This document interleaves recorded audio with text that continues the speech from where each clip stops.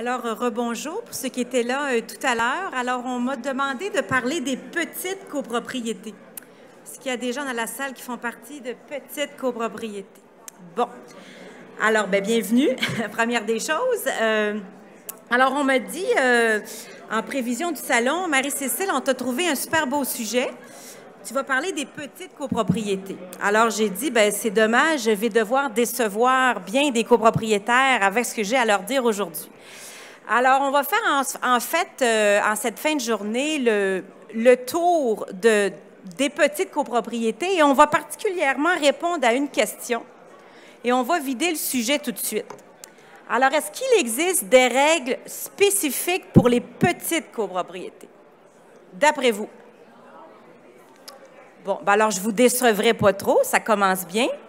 Alors, effectivement, la petite copropriété, qui dit petite copropriété, on parle de 2 unités. Un duplex, c'est une petite copropriété, jusqu'à une dizaine d'unités. Je vous dirais 11, 12 unités, on parle d'une petite copropriété.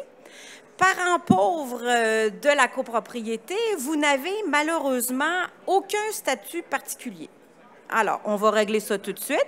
Mais ne quittez pas, on est quand même capable de trouver peut-être certains aménagements pour vous aider à gérer cette petite copropriété-là. En fait, plus des petits trucs et astuces qu'on pourrait retrouver dans le cadre de la loi. Il existe quand même certains petits articles parsemés dans le Code civil qui s'appliquent à vous et seulement à vous. Est-ce que c'est bon, est-ce que c'est pas bon, on le verra. Mais il existe quand même certains petits articles. Mais règle générale, ce que vous devez savoir, c'est que d'une part, vous êtes soumis à toutes les règles d'une copropriété. Donc, que vous soyez 2 ou 526, comme la Tour des Canadiens, vous avez les mêmes obligations en vertu de la loi et vous devez respecter les mêmes règles. Alors, en fait, pourquoi on se demande s'il existe des petites règles ou des choses que les petites copropriétés peuvent éviter? Parce que bien souvent, il y a des choses qui apparaissent excessivement lourdes pour une petite copropriété. Vous avez, dans certains cas, des vieilles déclarations de copropriété. Je ne sais pas ici qui a des déclarations qui datent d'avant-guerre, avant 1994. Donc, vous avez en plus une rédaction qui est plus compliquée, des obligations formulées de façon très lourde, qui font qu'on se demande, mais pourquoi faire qu'on fait tout ça quand on est juste 3 autour de la table? Y aurait-il moyen de pouvoir tout bazarder ça et avoir une façon facile de gérer tout ça? Alors, c'est ce qu'on va essayer de voir. Dans un premier temps, il faut comprendre quelles sont les obligations d'un syndicat de copropriété. Puis il y en a beaucoup. C'est bien beau de dire on est soumis à tout, mais on est soumis à quoi? Mais on est soumis à des processus de convocation d'assemblée. Bon, ça veut dire quoi? Le conseil doit, au moins une fois par année, convoquer l'assemblée. Alors, vous allez retrouver dans vos belles déclarations de copropriété des règles du style, on convoque une assemblée de copropriétaires à l'aide d'un avis écrit, envoyé par courrier recommandé, au moins 10 jours avant, accompagné d'un paquet de documents. Est-ce que vous avez ça dans vos déclarations de copropriété? On se comprend que dans une petite copropriété, ce formalisme-là pourrait être mis de côté et c'est ce qu'on va voir tout à l'heure. Vous avez aussi une obligation d'établir des budgets. Annuellement, vous devez établir 2 types de budgets. Un budget pour le fonds de fonctionnement, dans lequel on va retrouver les Hydro-Québec, l'assurance, le déneigement, le paysagement. Et vous avez aussi votre budget de fonds de prévoyance, dans lequel vous économisez, dans certains cas, de petites sommes. Quand on est 2, le fonds de prévoyance, il ne monte pas vite, vite, vite, surtout si vous êtes au minimum de la loi, 5 d'un condo de 2, mais c'est long pour remplacer le toit. C'est pas mal long. Alors, mais vous devez faire un budget. Alors, pour votre fonds de prévoyance, vous devez lister les travaux que vous entrevoyez faire durant l'année. Encore là, établir un budget, quand on établit un budget pour un gros immeuble, c'est une chose. On fait un budget détaillé, on se fait aider d'un logiciel, des fois même d'un gestionnaire. Quand on est une petite copropriété, on va voir un peu comment on est capable de se sortir de son obligation sans trop de difficultés. Vous devez aussi préparer annuellement des états financiers. Ça, c'est encore pire que le budget. Donc, vous devez répertorier les différentes dépenses que vous avez faites. La loi vous oblige à faire un état des résultats, un bilan. Des fois même, dans des déclarations de 2, de 3, de 4, on voit l'obligation que ces états soient vérifiés par un comptable. Avez-vous ça dans vos déclarations de copropriété? Certains en ont. Alors, vous imaginez déjà la dépense et l'aria que ça peut être.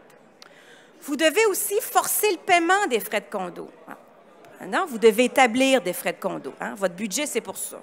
Alors, vous seriez surpris du nombre de petites copropriétés où personne ne paie de frais de condo. De temps en temps, arrive une facture, et puis là, ben, on se réunit, on fait du porte-à-porte, puis on essaie là, de se diviser la facture. Vous seriez surpris aussi du nombre de petites copropriétés qui n'ont pas de compte de banque. Ça coûte bien trop cher de frais d'administration. Fait qu'on utilise le compte d'un des copropriétaires. C'est un deal. Puis malheureusement, ce copropriétaire-là, à un moment donné, décède et s'en vont dans sa succession les comptes de la copropriété. Okay? Alors, ce n'est pas parce que vous êtes tout petit que vous ne devez pas encourir les frais d'ouverture de compte et détenir des comptes au nom de la copropriété. La loi prévoit aussi que vous devez prendre des votes. Puis elle vous dit, il y a différentes majorités dans la loi. Vous avez des votes à la majorité, des votes aux 3/4, des votes à 90 %, des votes à l'unanimité. Je comprends que quand vous êtes deux, là, c'est pas mal l'unanimité tout le temps quand on prend des votes. Puis vous devez déterminer aussi, est-ce que la décision que je dois prendre, elle relève de mon conseil d'administration ou de mon assemblée de copropriétaires? On verra aussi tantôt comment on peut démystifier tout ça, puis faciliter ça quand on est un petit nombre de copropriétaires. Vous devez constituer un fonds de prévoyance, donc raccumuler des sommes, et vous savez que prochainement, vous devrez constituer un fonds d'auto-assurance, qui est aussi une problématique à venir pour les petites copropriétés. Alors, pour ceux qui ont des franchises importantes, est-ce qu'il y en a qui ont des franchises importantes ici, à même leur contrat d'assurance? 10 000, 15 000, 20 000, ça vous sonne des cloches? Mais dites-vous que dès 2020, vous allez devoir en tout temps posséder dans le compte de la copropriété le montant de cette franchise pour pourvoir aux dégâts d'eau ou aux sinistres qui pourraient émaner chez vous. Ce qui fait que si vous êtes 3 et que vous avez une franchise de 25 000 $, voyez-vous la catastrophe arriver au niveau de vos finances, vous allez devoir vous assurer que vous détenez ce montant-là dans vos comptes de banque annuellement. Donc, nouvelle obligation qui s'impose à vous, pas forcément très positive pour vous. Vous devez obtenir des assurances. Pas chacun des copropriétaires qui assure son condo, là, mais des assurances de copropriété. Que vous soyez petit, moyen, gros, l'obligation, elle est pareille. Vous savez que vous avez une obligation d'assurer l'intégralité de l'immeuble à sa pleine valeur de remplacement. Vous avez aussi l'obligation de faire des impôts. Qui, dans la salle, petite copropriété, fait des impôts? Est-ce que c'est des vraies mains où vous levez parce que vous avez peur? OK. Donc, à peu près la moitié. Voyez-vous là, ce que ça donne? Bon. Pourtant, vous avez cette obligation-là. À chaque palier de gouvernement, annuellement, vous devez faire des déclarations d'impôts. Vous allez me dire, oui, mais qu'est-ce qui arrive? On n'a rien à déclarer, on n'a pas d'argent. C'est bien beau, sauf que la loi sur l'impôt prévoit que vous devez le faire, et si vous ne le faites pas, vous pourriez être soumis à des amendes. Vous savez, le gouvernement, ça agit pas vite, sauf en matière de collection d'impôts. Alors, actuellement, je n'ai pas vu encore de syndicat de copropriété qui se faisait sanctionner, sauf pour des syndicats qui ont des activités particulières. Par exemple, ils ont des marinas, ils ont des quais, ils louent des salles ou des logements. À ce moment-là, ils sont un petit peu plus scrutés. Je n'ai pas vu encore à date un condo de 3, de 4, de 5 qui se faisait mettre une amende pour ne pas avoir déposé ces déclarations d'impôts. Amendes que la loi prévoit peuvent dépasser le 25 000 $. Alors, sanction importante. Est-ce que le manque de liquidité du gouvernement, à un moment donné, va leur donner l'idée d'aller voir ce qui se passe dans les copropriétés? Je ne le sais pas. Mais sachez à tout le moins que cette obligation-là, elle existe. À qui appartiennent toutes ces obligations dans la copropriété? De faire les assurances, de convoquer les assemblées, de vous assurer que l'immeuble est bien entretenu. Ça, ce n'est pas une mince affaire. Donc, s'assurer que l'immeuble est bien entretenu, c'est faire un budget en conséquence. Savoir quel est l'état de votre immeuble, le bilan de santé de votre immeuble, et là, déterminer de quelle somme j'ai besoin. Puis vous comprenez très bien que moins on est d'amis autour de la table, bien, plus chaque ami va payer cher pour entretenir l'immeuble. Hein. C'est ça, la copropriété. Alors, une fois qu'on s'est dit toutes nos obligations et qu'on est bien découragé,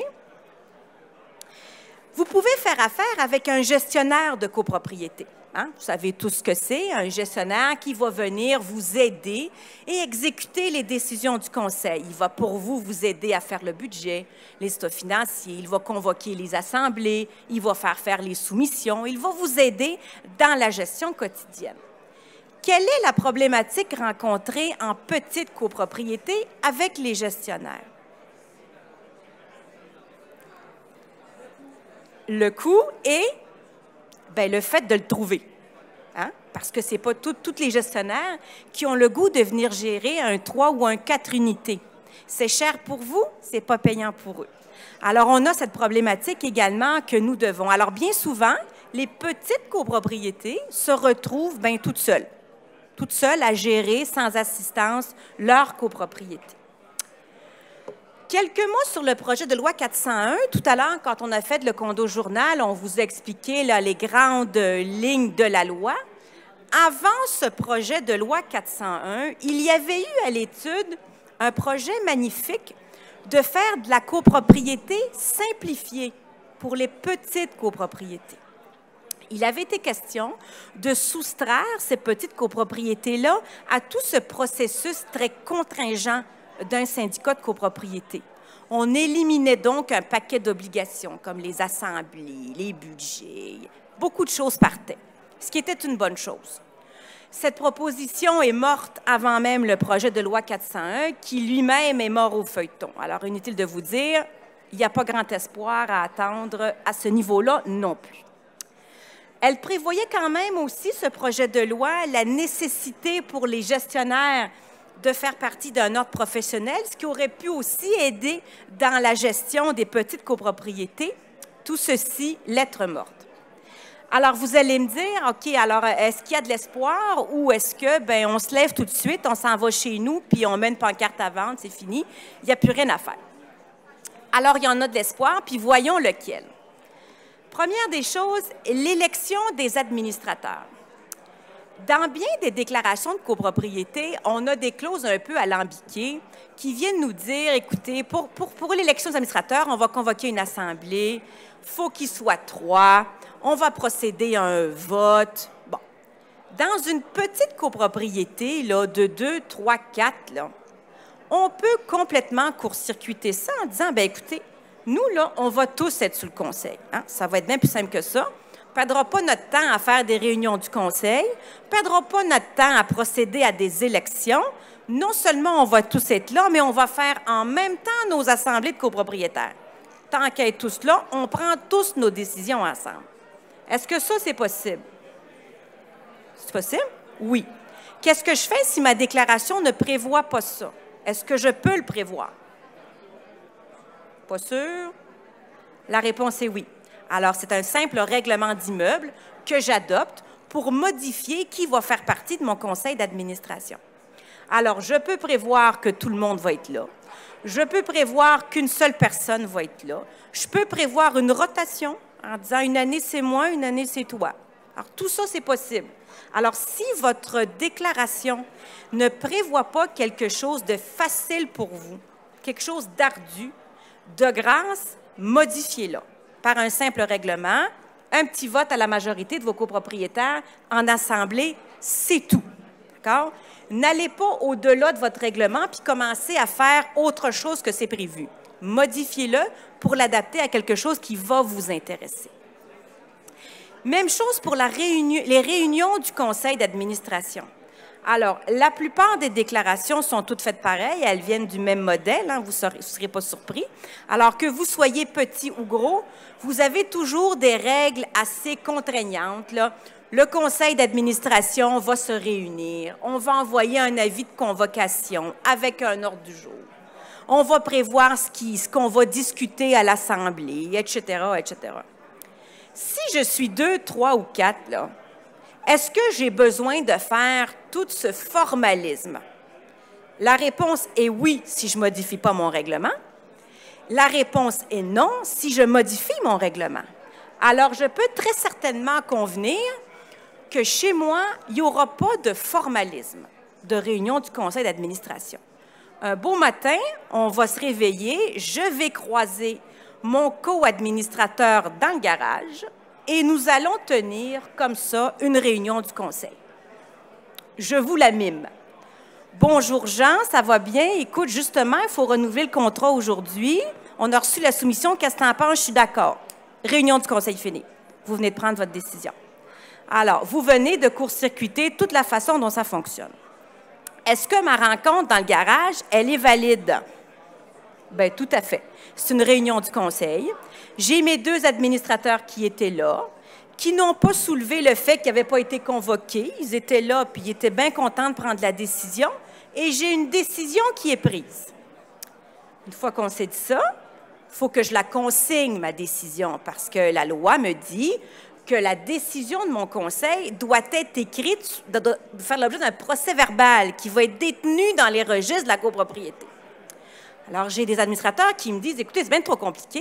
Premièrement, moi, je n'ai pas d'ordinateur. Puis deuxièmement, c'est bien compliqué. Tant qu'on arrive à tout taper ça, on l'a oublié, on perd les... C'est bien compliqué.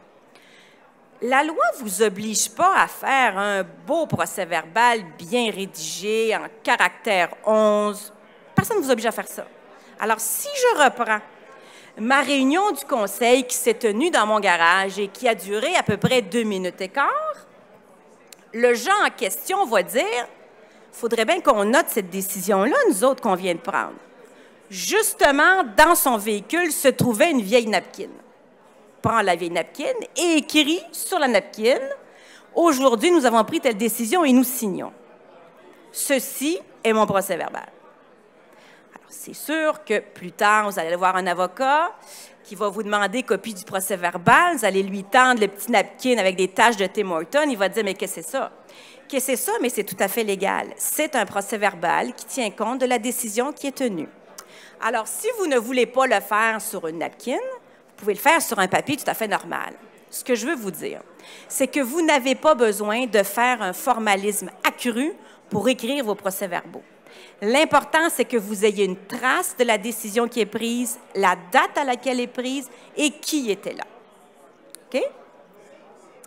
Alors ça, c'est valable donc pour les procès-verbaux, que vous soyez une grosse ou une petite copropriété, mais je vous dirais que c'est plus facile quand on est peu d'administrateurs que quand on a un conseil composé de 12 administrateurs là, de faire ce genre de réunion du conseil. Les assemblées de copropriétaires, maintenant, vous êtes 5, 6, 10 copropriétaires là, dans votre immeuble. Votre déclaration va prévoir, une fois de plus, convocation au moins 10 jours à l'avance, maximum 45 jours, un avis avec un ordre du jour, un formulaire de procuration, les états financiers, le bilan, projet des règlements, modalités des contrats en vigueur, et patati et patata, envoyé par courrier enregistré pour les vieilles déclarations de copropriété, par courrier ordinaire pour les autres, ça finit plus. Et là, vous vous dites, c'est bien compliqué, parce que si je reprends mon exemple de tantôt, je n'ai pas d'ordinateur. Fait que c'est compliqué. Alors, qu'est-ce que je fais pour contourner ce formalisme de convocation? Est-ce que je peux le contourner? Bien, tout à fait. 2 façons. Première, j'ai ce règlement-là qui m'oblige à faire toutes sortes de choses. Je ne le fais pas. J'appelle tous mes copropriétaires et je leur dis, écoutez, ce soir, là, vendredi, j'avais rien à faire, donc venez donc toutes chez nous dans le salon. On va prendre un petit verre de vin, puis on va faire notre assemblée annuelle. Tous vos copropriétaires avaient justement rien à faire ce soir-là non plus, se retrouvent chez vous pour boire un petit verre de vin parce qu'on sait qu'un copropriétaire est toujours attiré, parce qu'on peut lui donner café, beigne ou verre de vin. Alors, ils arrivent tous chez vous et se tient l'assemblée. est-ce que mon assemblée est valable? Ben oui. Ben oui. Parce que personne n'est venu à l'Assemblée pour me dire « Hey, moi, ça n'a pas d'allure, j'ai pas reçu tous mes documents par courrier recommandé. Moi, j'attendais devant ma porte impatiemment d'avoir ces documents-là, donc je conteste l'Assemblée. » Il est toujours possible pour un copropriétaire de renoncer à son formalisme, de dire « Moi, je m'en fous que j'ai pas mes documents. L'important, c'est que j'aille un verre de vin puis qu'on discute de la prochaine année, qu'est-ce qui va arriver dans ma copropriété. » Alors ça, c'est la première façon de faire. Donc, tout copropriétaire peut renoncer au formalisme. Deuxièmement, si vous avez un copropriétaire un petit peu plus fatigant qui, lui, aime ça, le formalisme, ce que vous pouvez faire, c'est modifier votre règlement. De dire, bon, bien, dorénavant, chez nous, là, oubliez ça, là, les courriers recommandés. Nous autres, là, on va vous envoyer un courriel pour vous dire, telle journée, assemblée de copropriétaires. Vous passez votre règlement à la majorité lors d'une assemblée, et pour le reste de la vie de la copropriété, l'affaire est ketchup. Il n'y a plus question d'envoyer tout ce formalisme d'assemblée. Qu'est-ce que je fais maintenant à mon assemblée si je les convoque, puis que je n'ai pas mon nombre de copropriétaires nécessaires pour tenir mon assemblée? Parce qu'on a souvent ce problème-là en copropriété. J'ai 10 copropriétaires, il y en a 4 qui se présentent, parce qu'il y en a un qui est en voyage, l'autre, ça ne l'intéresse pas, le troisième, c'est un locataire. Bon. Qu'est-ce que je fais? Bien, je ne peux pas tenir mon assemblée de copropriétaires. Alors, ce que je vais de... Pardon? Je ne vous entends pas. Vous avez un quorum de 2 sur 10. Bon, 6. Bien oui, c'est ça, exactement. Parce que votre quorum, il est composé de la majorité. Je ne suis pas sûre que je vous suis là. 2. 2 sur 6. Vous avez un quorum de 2 sur 6. Pas tout à fait correct, ça. Alors, un quorum, là, par définition, c'est la majorité. Hein? Il y a par contre une façon encore là de contourner. Donc, je convoque mes amis, personne ne vient, ou je n'ai pas le quorum nécessaire. La loi me dit, je reconvoque une deuxième assemblée. Je la reconvoque de la même façon que je l'ai fait. Petit courriel, venez chez nous, verre de vin, on fait une assemblée. À cette deuxième assemblée, j'ai mon quorum automatiquement. Peu importe le nombre de personnes qui vont être là, 3/4 des personnes qui seront là vont faire mon quorum. Alors, je convoque mon assemblée, je suis tout seul. Tous les autres ne sont pas là. Bien, je vais tenir mon assemblée quand même parce que ma seule présence, 3/4 de ma présence, équivaut à mon quorum. Donc, je vais tout seul prendre toutes mes décisions de l'assemblée des copropriétaires. En d'autres termes, le fait que vos copropriétaires ne s'intéressent pas à la copropriété ne vous empêche pas de fonctionner. Et surtout pas en petite copropriété où on est capable rapidement de faire des assemblées, d'avoir des quorums et de prendre des décisions. Les présences aux assemblées de copropriétaires. Vous savez qu'une présence peut se faire en personne. J'arrive, je suis à mon assemblée. Je peux donner des procurations aussi si je ne peux pas être là. Hein? Alors, si vous avez toujours le même nombre de personnes qui ne sont pas là, rien ne vous empêche de leur rappeler qu'ils peuvent vous donner une procuration. De dire, écoute, là, chaque fois qu'on convoque une assemblée, tu n'es jamais là. Là. Ça nous embête. Donne-nous une procuration. Encore là, votre déclaration, pour les vieilles déclarations, va prévoir qu'une procuration doit être faite par écrit, envoyée au moins 48 heures avant l'assemblée. Oubliez ça. Une procuration peut être faite n'importe comment. Je vois même des procurations par texto, moi, maintenant. Là. Lors de l'assemblée, il manque du monde, on reçoit des textos, bing, bing, on a le quorum, on peut fonctionner. Alors, une procuration peut être envoyée de plein de façons différentes. Et elle peut être remise au début de l'assemblée et en plein milieu d'une assemblée également. Alors, le délai de 48 heures qu'il y avait dans les vieilles déclarations de copropriété, là, oubliez ça, il n'existe plus. Les procès-verbaux des assemblées de copropriétaires, maintenant, tu sais, j'ai tenu mon assemblée, j'étais 2, 3 ou même moi tout seul. Encore une fois, il faut que j'écrive quelque chose. J'ai pris des décisions, il faut toujours bien que j'écrive quelque chose. Alors, qu'est-ce que je fais? J'ai toujours pas d'ordinateur, comme vous savez. Je suis un arriéré, je n'ai pas d'ordinateur à côté de moi. Bien, je vais l'écrire sur un bout de papier. Telle date, nous étions un tel, telle décision a été prise, signée, that's it. Ces procès-verbaux-là, la loi nous dit, doivent être détenus dans les registres de la copropriété. Ça fait peur, ce nom-là, registre, qu'est-ce que c'est ça? Nous autres, on n'a pas de bureau du conseil d'administration, là, on est dans une petite copropriété. Moi, je n'ai pas le droit, j'ai pas le goût d'avoir un paquet de documents du syndicat dans mon 3,5, j'ai pas de place. Fait que là, c'est pas vrai qu'ils vont m'amener un classeur avec les registres de la copropriété chez nous. Je veux pas ça. Mais scannez-les, gardez-les sur une clé USB ou dans un disque externe. On ne vous oblige pas à coloniser une partie de votre salon là, pour les registres de la copropriété. Alors, facilitez-vous la vie, mais vous devez les avoir, ces registres-là. Oui? Le procès-verbal doit être fait dans un certain temps. Alors, ça fait partie d'une légende urbaine. Alors, en fait, monsieur pose la question, est-ce que le procès-verbal doit être fait et particulièrement remis au copropriétaire dans un délai déterminé? La réponse est malheureusement non. Par contre, l'extrapolation qu'on fait, c'est que pour contester une décision d'une assemblée de copropriétaires, il faut contester cette décision dans les 60 jours de l'assemblée. Et donc, par interprétation, on dit, bon, bien, considérant ça, les amis, là, il faudrait que notre procès-verbal, il arrive dans ce délai-là. Mais voyez-vous que c'est une interprétation, parce que la loi elle-même ne prévoit pas de délai, malheureusement. Évidemment, si vous êtes un administrateur diligent, ce que vous êtes ici pour vous informer aujourd'hui, vous allez remettre le procès-verbal rapidement à l'intérieur de ce fameux délai de 60 jours. Ça faisait d'ailleurs partie là, du projet de loi également, là, cette modification-là. Un petit mot maintenant sur l'article 1091 du Code civil du Québec qui vise les copropriétés de 5 et moins. Est-ce qu'il y en a ici? Bon.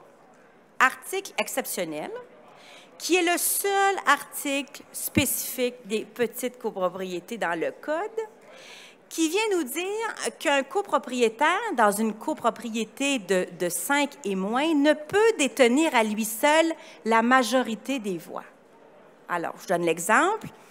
J'ai un promoteur qui détient encore, après les années d'exclusion, 70 % des voix, puis moi, ben j'ai 30. Puis on fait une assemblée, puis pas pourquoi je vais aux assemblées, il décide tout seul, puis j'ai juste à payer. C'est ça que je fais. La 1091 va nous dire que dans ces circonstances-là, quand on a un copropriétaire qui a la majorité, son nombre de voix est diminué aux voix des autres. Alors, je reprends mon exemple. Il a 70, j'ai 30. Au fin de l'Assemblée, il va avoir lui aussi 30 % des voix, pour ne pas qu'il puisse contrôler de façon indéfinitive là, notre Assemblée et les destinées de la copropriété. Alors, c'est vrai pour un promoteur, mais ça pourrait être vrai aussi pour un copropriétaire. Dans une petite copropriété, ça se fait rapidement. Mettons un triplex en copropriété, il y a 3 propriétaires, il y en a un qui se met en vente et puis j'achète le deuxième moi aussi parce que je trouve ça bien commode. Bien, automatiquement, je deviens le propriétaire majoritaire. Alors, 1091 va s'appliquer pour éviter qu'en matière d'assemblée, bien, je ne contrôle à moi tout seul toute la copropriété au détriment de l'autre copropriétaire. C'est le seul article qui existe et qui a pour but d'éviter l'oppression des copropriétaires minoritaires en copropriété. Souvent méconnu d'ailleurs. Alors, une fois qu'on s'est dit ça, il existe aussi une façon autre que l'Assemblée des copropriétaires de prendre une décision. Savez-vous c'est quoi? Non, donc vous ne l'utilisez pas. C'est ce qui s'appelle les résolutions écrites. Alors, on veut faire une assemblée de copropriétaires. Je prends un exemple. Nous sommes 10 chez nous. On veut faire une assemblée de copropriétaires pour modifier nos règlements. Parce que là, Maître Bodéus est venu nous dire qu'on pouvait changer tous nos règlements. Fait que dès demain, je pense sur la rédaction et je voudrais bien que mes copropriétaires votent toutes ces modifications réglementaires. Sauf que ça ne me tente pas tellement de convoquer une assemblée puis de les voir. Je sais qu'il y en a qui ne sont pas là, ils passent l'hiver en Floride, c'est bien compliqué. Alors, la loi nous dit que pour prendre une décision en assemblée de copropriétaires, j'ai 2 façons. Un, je les convoque puis je fais mon assemblée, ou je leur fais signer une résolution écrite. Alors, comment ça se passe? C'est que j'écris sur une feuille de papier. Encore là, vous pouvez l'écrire à la main si vous voulez, si vous avez une écriture lisible. Voici les règlements que je vais modifier. Je vais modifier l'article 19, 21, 62.3 qui vont maintenant se lire comme suit. Puis là, j'écris la nouvelle façon. Je fais des lignes en dessous et j'envoie ça à chacun de mes copropriétaires avec une colonne oui ou non. Mes copropriétaires vont mettre leur nom en dessous de la colonne qui font leur affaire. Je suis d'accord, je ne suis pas d'accord. Et à la fin, une fois que tous se sont prononcés, bien, j'ai mon vote et c'est comme si j'avais tenu une assemblée de copropriétaires. Alors, c'est une façon super efficace de passer des modifications, de faire des assemblées entre nos assemblées annuelles. Cet article-là existe pour toutes les copropriétés, mais vous comprenez que si vous êtes 520, là, aucune chance que j'arrive à faire signer un document comme ça par tous les copropriétaires.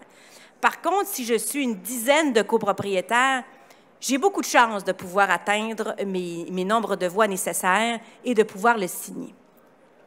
Cet article-là existe aussi, laissez-moi finir, puis je vous reviens, je vous ai vu. Elle existe aussi pour les réunions du conseil d'administration. Alors, mettons que nos administrateurs ne se sont pas vus dans le garage parce que l'un travaille de nuit, l'autre travaille de jour, ne sont pas capables de se voir. Ils peuvent également, eux autres, se faire des résolutions écrites. Alors, un des administrateurs va, par exemple, écrire je renouveler le contrat pour le gazon, renouveler, je ne sais pas moi, le contrat d'entretien ménager. Il signe en faveur. Et il l'envoie à l'autre administrateur qui va également signer. Ça, c'est une résolution tout à fait valable, comme s'il y avait une réunion du conseil en personne et comme si les gens avaient voté dessus. Troisième option, puis je vous reviens, c'est les moyens technologiques. Alors, je suis, moi, malheureusement, administrateur resté dans la glace cet hiver, mais mon co-administrateur, lui, il a un condo à Miami, il est les deux pieds dans le sable, mais gère tout seul la copropriété en son absence.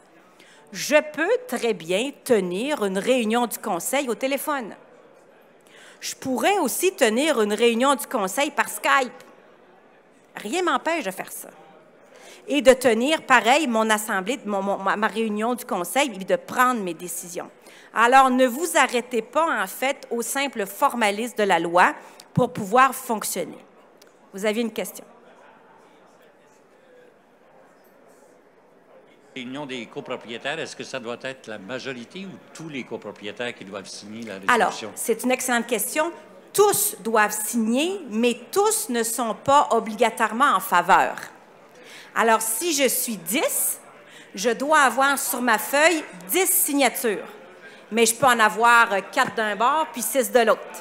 Et s'il y en a un qui refuse de signer? Alors là, vous allez devoir convoquer une assemblée en personne. D'accord. C'est tout à fait valable. Puis je vais vous dire, là, moi je fais du litige, hein, je fais des procès. Puis les résolutions signées, moi j'adore ça. Parce que je n'ai pas une meilleure preuve qu'une décision est prise ou non. Vous savez, un procès verbal, là, j'ai des gens qui sont imaginatifs lorsqu'ils rédigent un procès verbal. Ils ont vu une assemblée dans leur tête, eux autres, nous, on n'a pas assisté. Où il y a des votes qui se prennent, puis dans le fond, c'était pas vraiment ça qui s'est dit. Tandis que quand j'ai un document où chacun a signé, je peux m'assurer que la décision, elle est bien prise. Alors, le défi, quand vous utilisez des résolutions comme ça, c'est d'être clair dans ce que vous demandez aux gens. Hein? Parce qu'il faut qu'ils comprennent sur quoi ils votent, hein? Sur la question qu'il leur est demandée. Alors, un des principaux défis qu'on a dans une petite copropriété, là, puis je ne vous apprendrai rien cet après-midi, c'est l'argent, n'est-ce pas? Alors, tout coûte toujours trop cher. Alors, ça coûte trop cher, on ne peut pas faire des travaux. Ça coûte trop cher de respecter nos règles dans la déclaration de copropriété. Ça coûte trop cher de nous faire aider, que ce soit par un gestionnaire, par un conseiller juridique. Tout est une question d'argent. Alors, si aujourd'hui, je ne peux pas régler le cas que ça coûte cher réparer votre immeuble quand vous êtes une petite copropriété, je peux quand même essayer de vous couper certains coûts. Alors, toutes les clauses de vos déclarations de copropriété qui amènent des coûts. Par exemple, il faut que je fasse vérifier mes états financiers par un comptable, par exemple. Mais enlevez-la, la clause. Ça ne fait pas votre affaire. Enlevez-la. Je suis obligée, tantôt on parlait de la convocation, là, convoquer mes copropriétaires par courrier recommandé. Ça n'a plus de bon sens. On enlève ça, c'est le courriel. Haute somme d'argent qui vient d'enlever. Donc, ça nécessiterait de votre part, particulièrement ceux qui ont des vieilles déclarations de copropriété, de regarder toutes les obligations qui sont contenues dans votre déclaration de copropriété pour voir celles que vous allez pouvoir enlever, qui ne sont pas nécessaires et qui ne sont pas selon quoi vous voulez agir en tant que copropriétaire. Parce que tant qu'elles sont là, ces clauses-là, vous y êtes soumis. Qu'est-ce que je fais avec mes copropriétaires récalcitrants? Alors, statistiquement, que vous soyez 2, 10, 20 ou 500 dans votre copropriété, il y a au moins toujours un haïssable. Vrai ou non? C'est la loi, c'est infaillible. Alors, imaginez quand vous êtes 2, il prend beaucoup de place.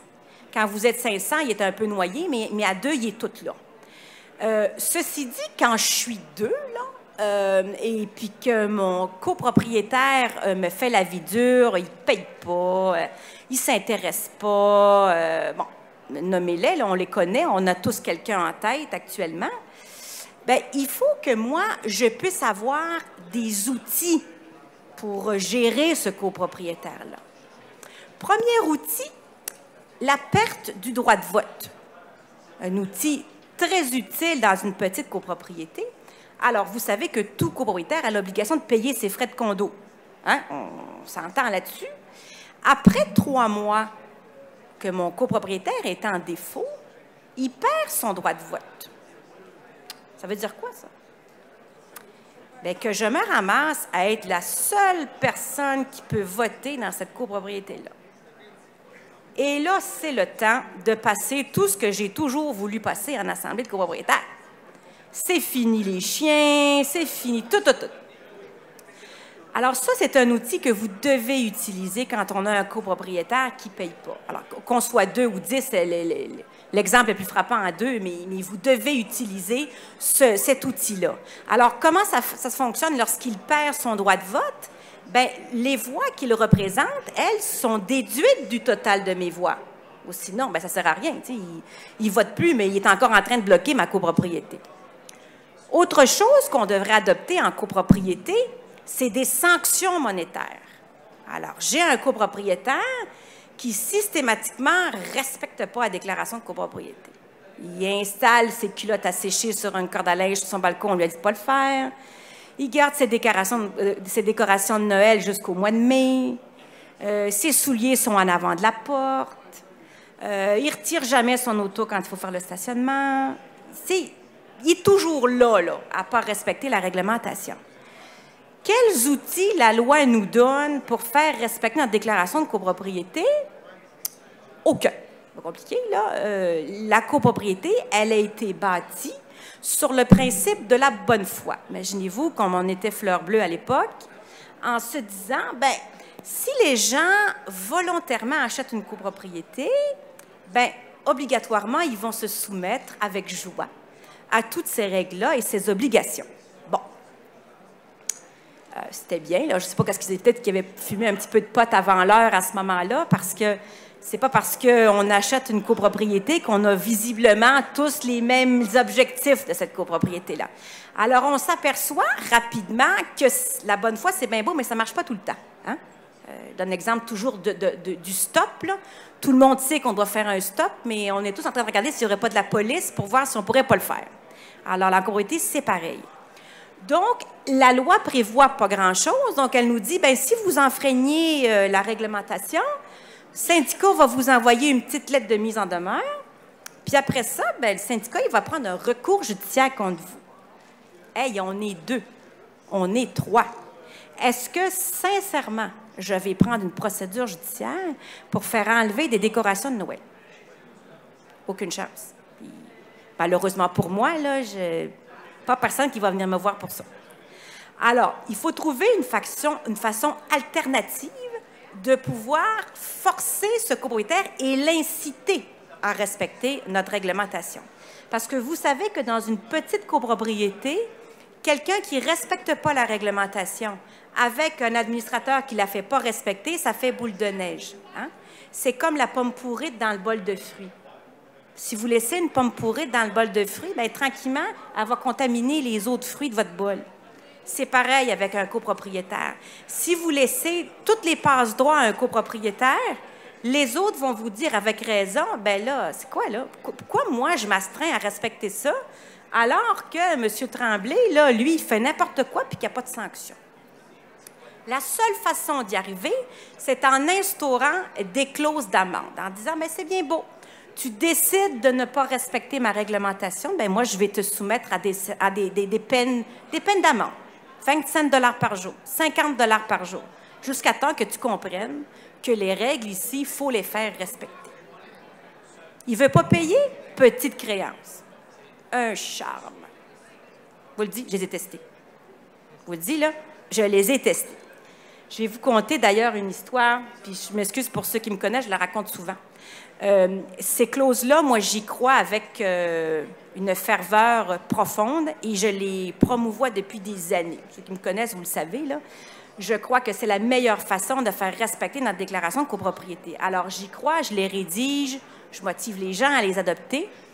Et il m'est arrivé, il y a quelques années, pour la première fois, de pouvoir les tester devant les tribunaux. Parce que c'est bien beau de dire aux gens, « Hey, faites-les, là, mais qu'est-ce que je fais si mon copropriétaire ne les paye pas? » Bien beau de lui dire, « Tu me dois 1 200 $ parce que tu as tes décorations de Noël, mais il ne me paye pas. » Alors, j'ai eu la chance, dans un dossier où le montant des sanctions s'élevait à plusieurs milliers de dollars, de pouvoir poursuivre un copropriétaire parce qu'en plus, il faisait toutes sortes de niaiseries, mais notamment, il se promenait en speedo dans les couloirs de la copropriété. Au début, c'était amusant, mais à la fin, ça a commencé à gêner un petit peu les petites madames qui vivaient là, particulièrement parce qu'on ne se le cachera pas, c'était pas George Clooney, là. Hein? Bon, alors on s'est dit, qu'est-ce qu'on fait? Faut contrer ce monsieur-là. Donc, on a commencé à lui dire que, ben, dans les règlements, là, c'était écrit que dans les espaces communs, il fallait être habillé. Donc, speedo étant un costume de bain, pas un linge de ville, on le mettait à l'amende. Alors, il s'en est foutu, donc il a commencé à recevoir des amendes. Alors, 25 $, 50 $, 75 $. Et en représailles des amendes qu'il ne payait pas, bien, il a arrêté de payer ses frais de condo. Alors, on s'est dit, bien, très bien. Alors, on va te poursuivre pour que tu payes tes frais de condo. Alors, il avait 800 $ de frais de condo en retard. Il avait quelque chose comme 1 200 $ d'amende et on avait en plus une clause qui permettait au syndicat d'aller rechercher ses frais d'avocat qu'il aurait dû dépenser pour tout gérer ce dossier-là. Total de la facture, 8 000. Alors, on est allé à la cour, on a expliqué pendant 3 jours de temps tous les tenants et aboutissants de la problématique du monsieur et il s'est fait condamner à la totalité du montant. Donc, 8 000 $. Alors, aussi bien la clause d'amende que le remboursement des frais, que, évidemment, ces frais de condo. Alors, un peu cher pour le speedo, mais c'est pour vous dire que ça fonctionne, ces clauses-là. Il faut les utiliser. Oui? Dans mon cas, ce n'était pas les petites créances parce qu'on avait des matières injonctives, mais effectivement, jusqu'à 15 000 $, c'est aux petites créances. Oui?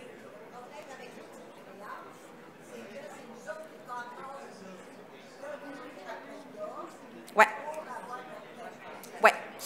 Alors, il n'y a pas de monde parfait. Et effectivement, les petites créances, ça nécessite que quelqu'un de la copropriété monte le dossier puis aille le plaider, effectivement. Mais ça, qu'est-ce que vous voulez? La société est ainsi faite qu'il faut, pour faire valoir nos droits, il faut se battre. Alors, oui. Ceci dit, ça se fait assez bien. Les cours sont maintenant très habitués aux petites créances avec les dossiers de copropriété, puis ce type de clause-là. Et les petites créances ont quand même un système de saisie qui est extraordinaire. Alors, si on a un jugement et qu'on a un copropriétaire qui continue à s'obstiner à ne pas le payer, là, c'est le moment où vous allez avoir du fun, là. Parce que vous allez pouvoir aller saisir jusqu'à son dentier chez lui là, par ce processus-là. Alors, ça fonctionne. Et je vous dirais, en copropriété, puis je disais à une madame tout à l'heure, il suffit de faire une fois un exemple. pour comprendre, c'est comme la mouche, là, pour montrer, regarde, on est sérieux, nous autres, c'est comme ça qu'on fonctionne. Puis d'habitude, quand on a un exemple, ben, toutes les autres se conforment, puis ça vient amener une certaine chose. Alors, l'adoption de ces clauses-là, je ne peux que vous conseiller de le faire. Une clause en 2 temps, donc une clause qui impose des sanctions monétaires, donc par journée d'infraction, et une clause, et petit détail là-dessus que je vous dis aussi, je parle toujours de 25 $ par jour, 50 $ par jour. Ça, c'est des clauses de façon générale. Elles vont s'appliquer pour toute votre réglementation.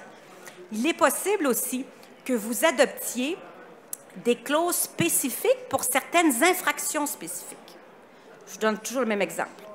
Vous avez un article de votre déclaration qui vous dit « pas de bruit, de party après 23 heures ». Bon. Puis, vous avez un copropriétaire très festif qui fait des parties tous les vendredis. Et là, ben, il est tellement habitué qu'avant même son party, il vient vous amener 25$. Vous disant, ben, je prévois enfreindre le règlement.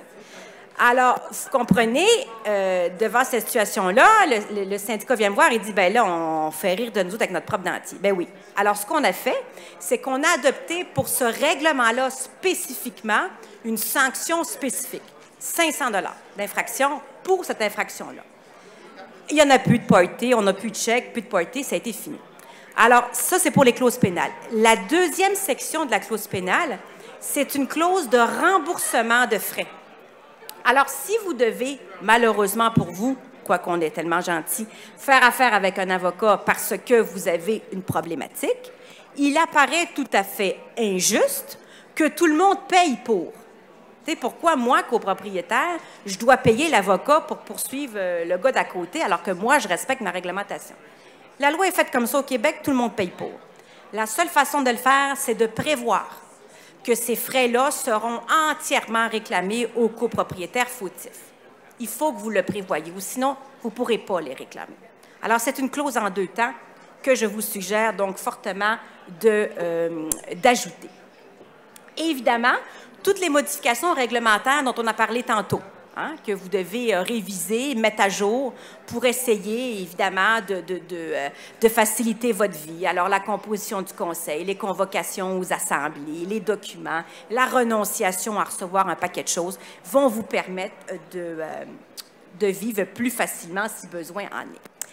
Alors, ça faisait le tour des trucs et astuces. Comme vous voyez, j'en ai pas tant que ça en faisant le tour, mais s'il reste des questions, ça va me faire plaisir là, de répondre. Oui?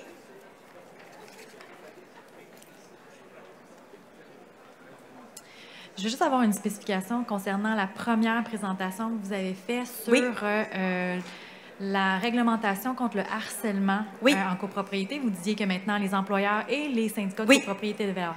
Est-ce que c'est les syndicats de copropriété, point, ou seulement les copropriétés qui ont des employés? OK, parfait. Qui ont des employés. Alors, un concierge, un gardien, un portier. Super. Merci, Steve, tu avais raison. Quand on est une copropriété à 3 et que les 3 sont administrateurs, c'est un conseil d'administration ou une assemblée de copropriétaires? Ils sont les deux. Alors, ils sont les deux. Alors, mais ils n'ont pas les mêmes compétences au même moment. C'est un peu bizarre à vous dire, parce que c'est sûr que quand vous faites une réunion du conseil, vous faites aussi une assemblée de copropriétaires.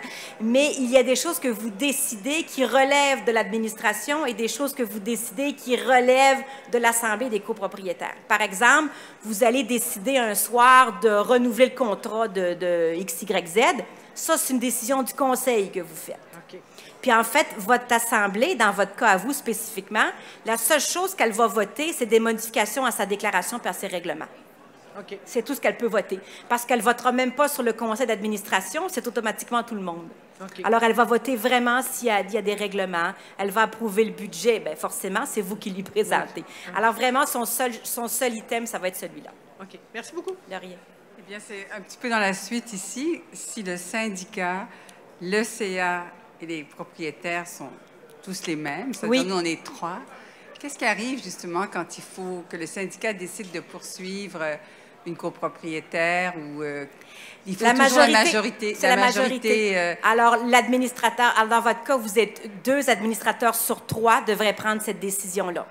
C'est ça. Donc ça, c'est vraiment difficile. C'est difficile. Évidemment, c'est une option à laquelle on en arrive en bout de processus, là.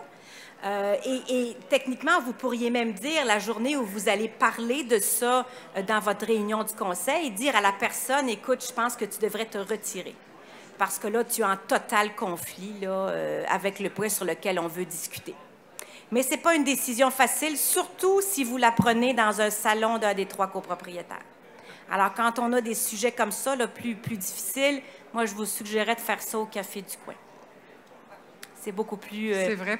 Pas nécessairement devant un avocat, mais pas nécessairement, parce que ça dépend des circonstances, mais pas nécessairement. Mais sortir ça du salon de quelqu'un, des fois, ça fait sortir aussi beaucoup de choses. Le faire dans un lieu public, ça évite bien des débordements. Et indiquer à la personne que, aujourd'hui, nous allons enregistrer l'Assemblée. La réunion que fait, nous allons l'enregistrer. Regarde, je mets mon téléphone ici, là, c'est enregistré. Alors, tout ça, c'est des petits trucs qui vont vous aider à ce que ça ne déborde pas. Alors, quelqu'un d'habitude, se sachant enregistrer, ne se met pas à crier, à insulter, encore moins si c'est dans un lieu public. C'est ça. Mais ça reste que c'est pas facile. Non, non. Merci. De rien. Moi, j'ai une question par rapport aux résolutions écrites. Oui. J'ai déjà voulu modifier des articles dans la copropriété. Et puis, on s'était fait dire qu'il fallait aller chez un notaire pour modifier. Ça dépend ce que vous modifiez. Okay. Quand vous modifiez vos règlements de copropriété, alors, c'est facile. Qu'est-ce qu'est un règlement? Quand vous aviez une nouvelle déclaration, une déclaration qui date d'après 94, quand vous touchez toute la partie 2, là, qui est votre partie réglementaire, où on parle de convocation, etc., toute cette partie-là, c'est un simple règlement d'immeuble. Alors ça, vous pouvez le faire, signer votre résolution, déposer au registre, c'est fini. Par contre, si vous voulez modifier des articles de votre partie 1 de la déclaration de copropriété, là où vous venez toucher l'acte constitutif, à ce moment-là, effectivement, ça vous prend un vote plus élevé, 75 % des voix, puis un notaire qui va recevoir et qui va enregistrer l'acte. Okay. Vous avez dit après 94, avant 94... C'est parce qu'avant 94, vos déclarations sont dans un seul tapon. Alors, il n'y a pas de distinction. Il faut regarder là, ce que vous voulez faire. Mais c'était quoi les clauses que vous vouliez faire?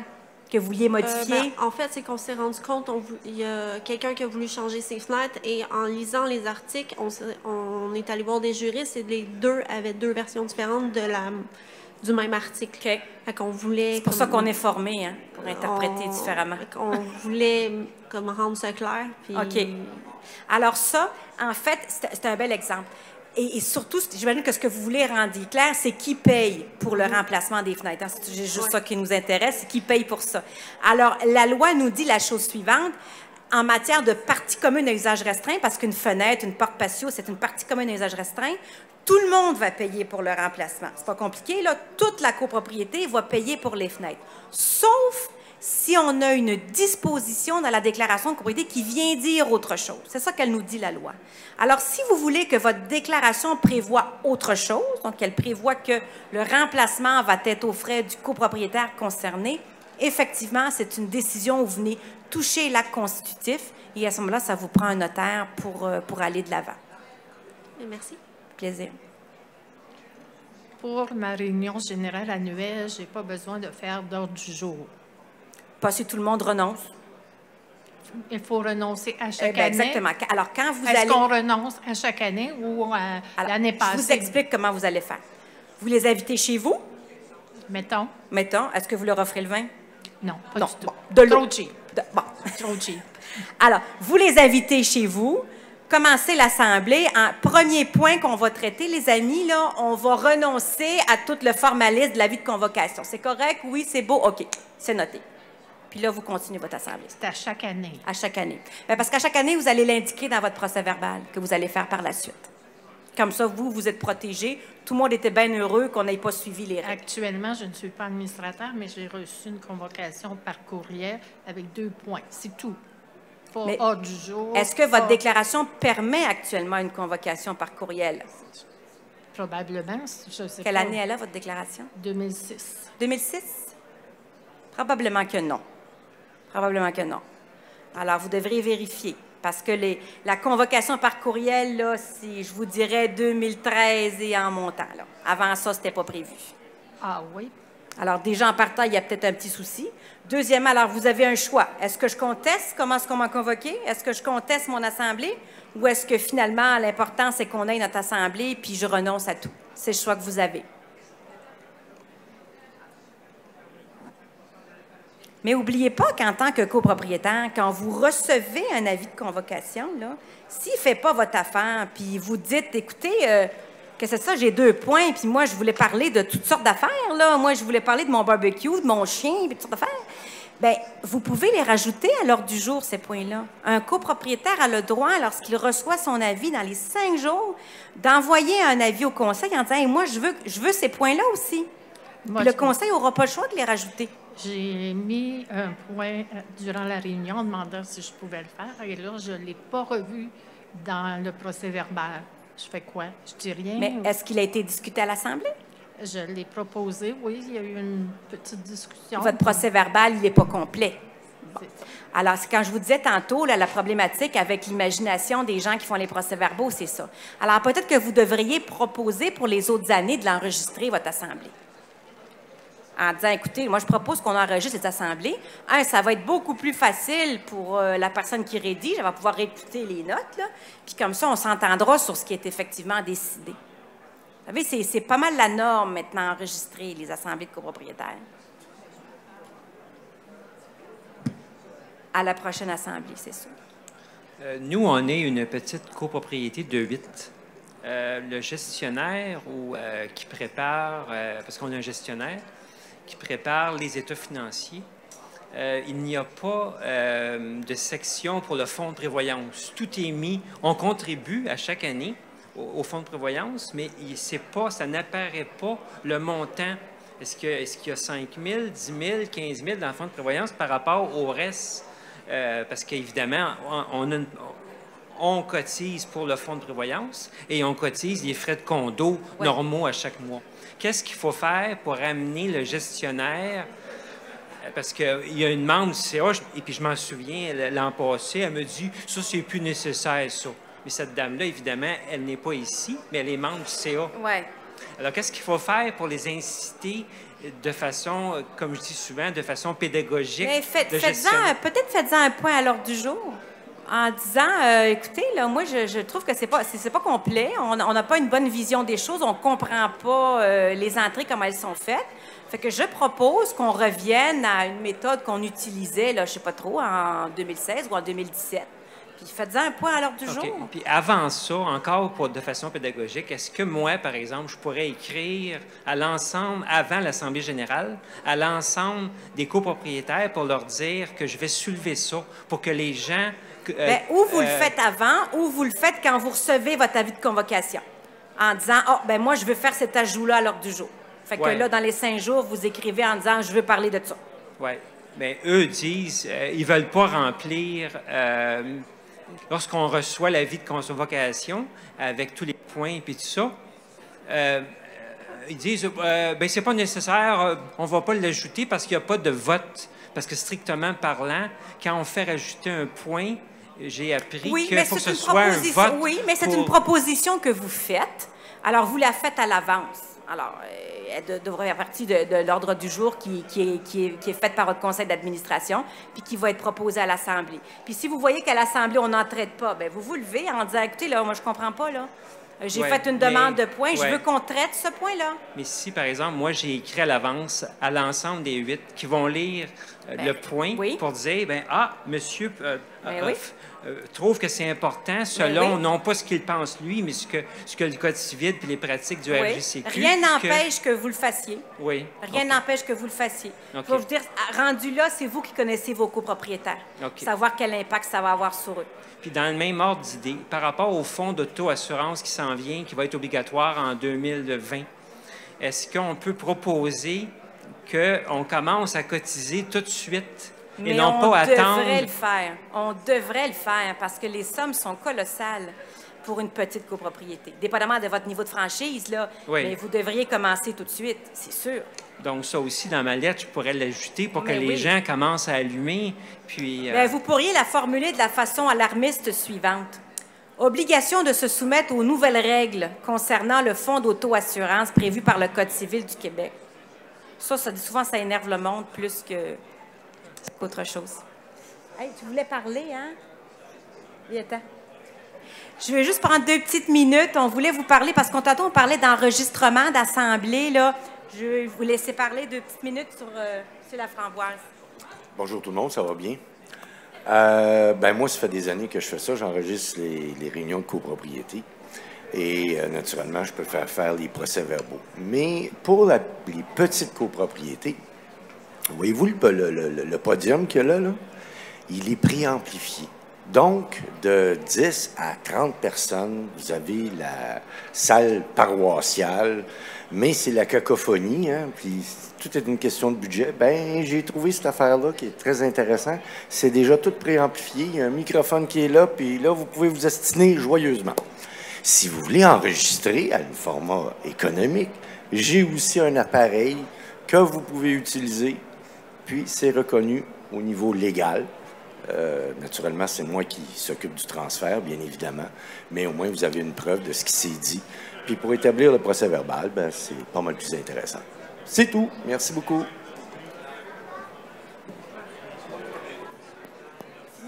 Alors, je vais prendre des petites questions, puis après ça, je vais laisser la place. Oui? OK. Alors, la question, c'est en rapport... Mon Dieu, je l'ai perdu, c'est bizarre. Qu'est-ce que c'était, donc? Je m'en souviens plus. Si ça vous revient, vous viendrez me voir. Oui. Moi, j'habite une copropriété ultra dysfonctionnelle. J'ai parlé dans le micro parce que je vous entends pas bien. Ah, OK, excusez-moi. Oui, je fais partie d'une copropriété ultra dysfonctionnelle de 4. Je suis la seule personne qui est correcte, évidemment. Bon.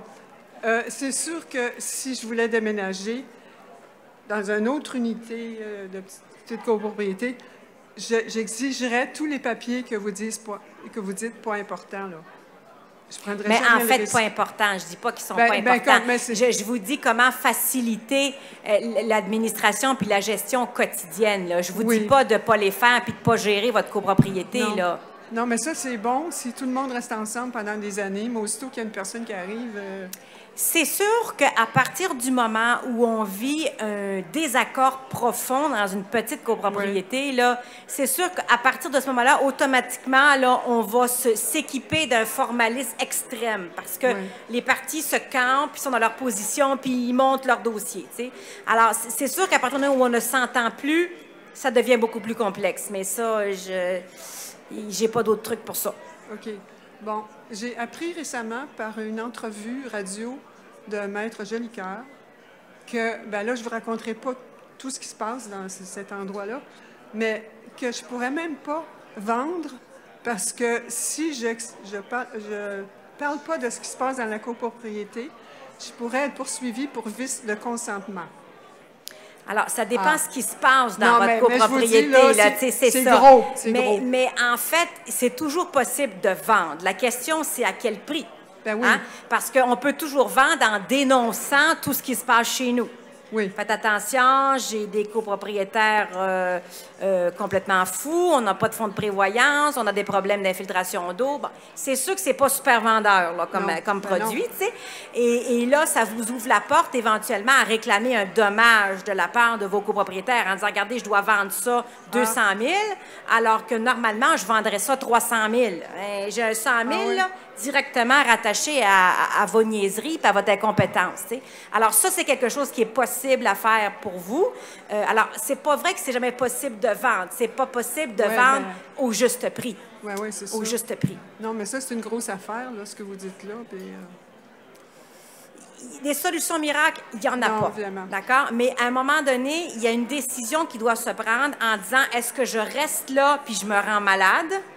Ou est-ce que je décide de m'en aller de faire ma vie ailleurs, puis après ça, de leur réclamer de l'argent. Des fois, c'est cette option-là qui est la meilleure, parce que je suis juste pas capable de continuer à vivre là, et de toute façon, j'ai pas d'espoir que ça s'améliore. Oui, mais je tiens à rester là, parce que je trouverai jamais l'équivalent, à part les copropriétaires. Mais vous savez, les copropriétaires ne sont pas éternels. Bien, c'est ça. Je me mise là-dessus. Je fais des neuvaines. Bonjour. Bonjour. Quand on n'est pas satisfait du gestionnaire externe qui a été engagé par le conseil d'administration, est-ce qu'on peut le mentionner à l'ordre du jour? Est-ce qu'on peut faire ajouter ce point à l'ordre du jour? Vous pouvez en parler, mais l'engagement et le congédiement et le remplacement d'un gestionnaire relèvent seulement du conseil d'administration. Alors, ça peut se parler en assemblée. Vous savez, moi, j'en fais au moins 2 par semaine, des assemblées, puis je peux vous dire, on en parle souvent des gestionnaires en assemblée, mais ultimement, c'est votre conseil qui décide. Donc, alors, ça fait partie des variables. Ça fait...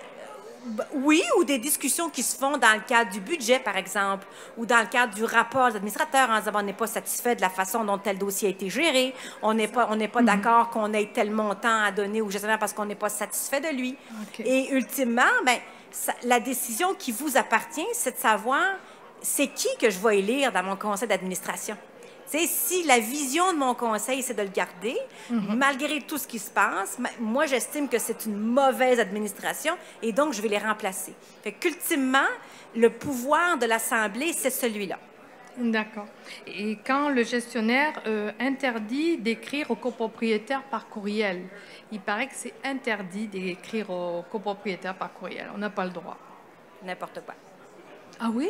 Ben, moi, on m'a dit que c'était très personnel, les courriels. Pourquoi c'est interdit d'écrire aux copropriétaires par courriel? Pourquoi Parce qu'on utilise le courriel qui est quelque chose de personnel.